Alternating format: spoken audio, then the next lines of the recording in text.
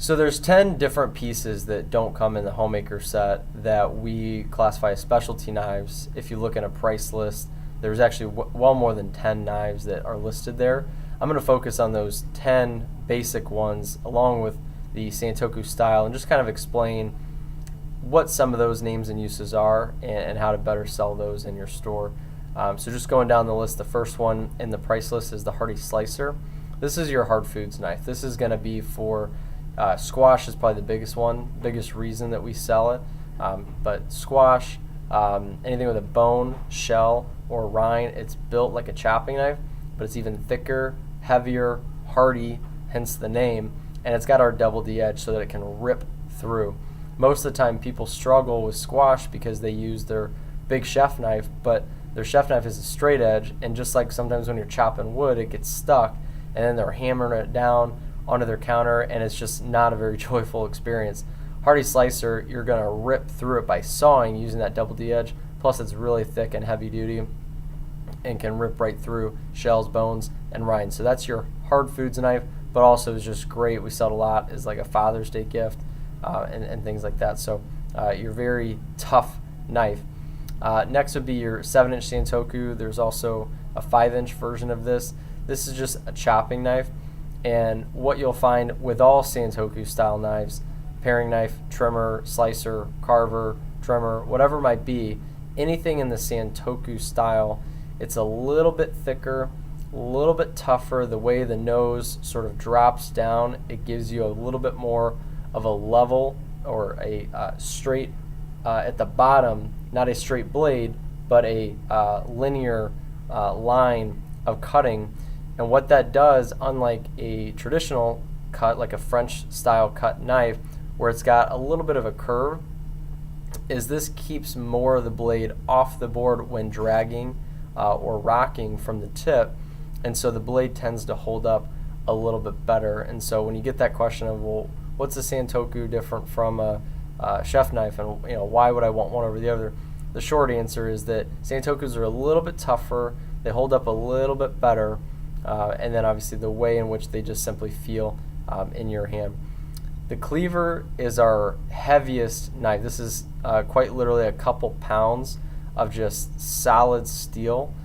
This is what you're going to use for all your really tough to do things, whether you're trying to hack open a coconut or if you just have bone joints you need to get through. Frozen meat is the one that I typically use it for.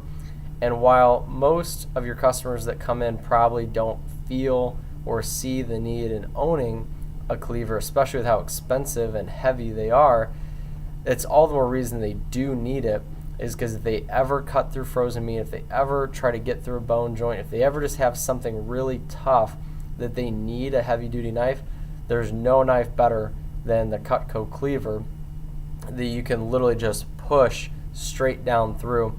And at the time of making this video, I've sold Cutco for almost 11 years, and it's not been until the last couple of years that I started playing with them that I realized, wow, this is way better than the butcher knife or even the Hardy Slicer for some of these tough to do jobs in the kitchen. So the cleaver really is a must-have if they have those types of jobs that they'll ever occasionally do. Because again, it's better to have it and not need it than to need it and not have it.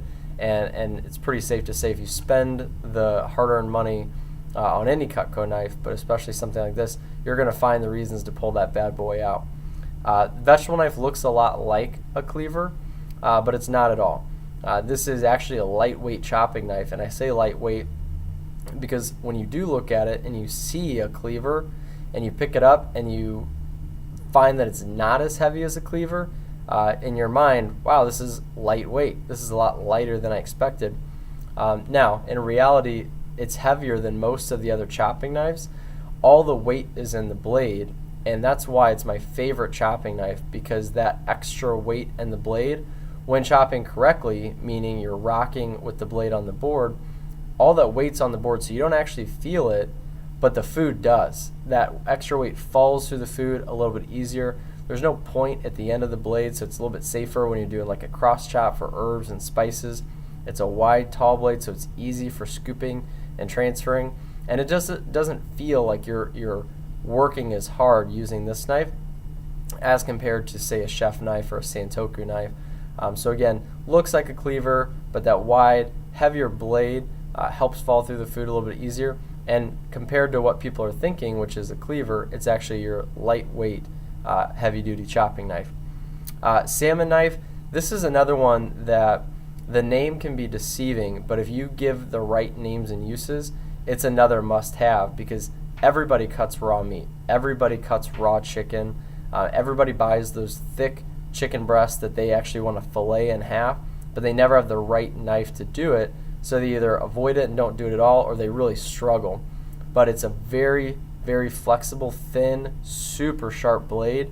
You can almost bend it completely in half, and you can just slice and glide like through warm butter, through a warm chicken breast or any type of raw, uncooked meat that is boneless. As long as there's no bone, shell, rind, anything hard that blade is going to go up against, it's going to be one of the sharpest, smoothest gliding knives they've ever used.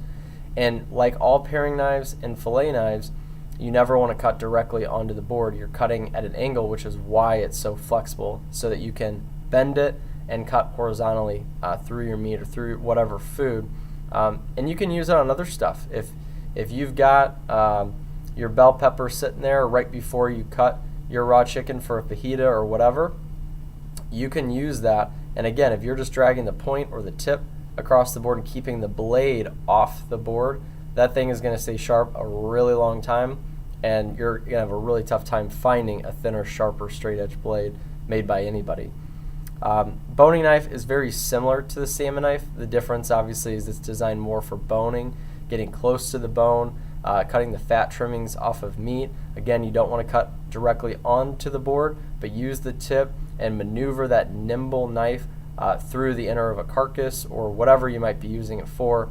It's great for if someone does like to do carving, or if they're trying to maybe decorate or just cut out a certain design, the way that our chef does at our kitchen party for some of those events. It's a very nimble knife, almost like a pen in your hand when you're using it. But boning is certainly the primary purpose, though you can use it on a lot of different raw meats. I'm going to summarize the 4-inch paring knife and just sort of encompass the other paring knives that you'll see listed under specialty knives. They're all designed for the same things: peeling, paring, cutting in the air, not on a board. The 4-inch is just a little bit longer, a little bit thicker, a little bit tougher, and it's good to have multiples of paring knives, utility knives, and chopping knives, which is why it comes in some of the bigger sets. Bird Speak is different just in that it's got a curve, and why I like that is the curve keeps the edge off the board, so that when Grandma Jones, who can't change her ways, goes to cut her baby, tomatoes or carrots or whatever on the board, and she still uses her paring knife for that, well, the curve will keep the edge off the board and keep that knife sharper.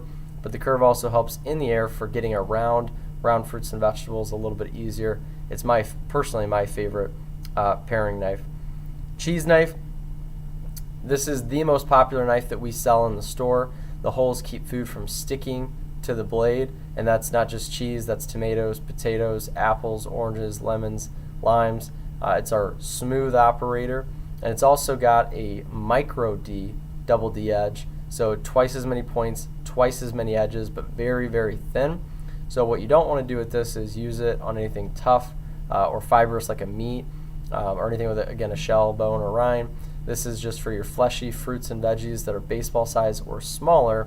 And of course there's a mini cheese knife and a Santoku style cheese knife that's just not quite as big, so you'd want to use those for even smaller things as well as your cheese platters. We typically sell the traditional cheese knife as a secondary type of utility knife, and we'll sell the smaller cheese knives as your actual serving set that would go on your platter. That makes this a nice serving piece. And what a lot of people don't know is you can use that round tip for spreading a softer cheese or a cream cheese or something like that, and that's really useful as well. So those are all of the main specialty knives that don't come in the homemaker set. There's some Santoku style pieces in there, a lot of different just style paring knives, or like petite sizes like petite slicer, or even a French chef. all the names and uses will be the same of their counterparts. It's just maybe a different size that gives them a little bit more leverage or makes them feel as though it's more comfortable in their hand, depending on their confidence level in cooking. So hopefully that helps. Memorize those, use those, share your own personal stories with customers as well as borrowed stories from others in the meantime, and that'll help you sell some more sets as well.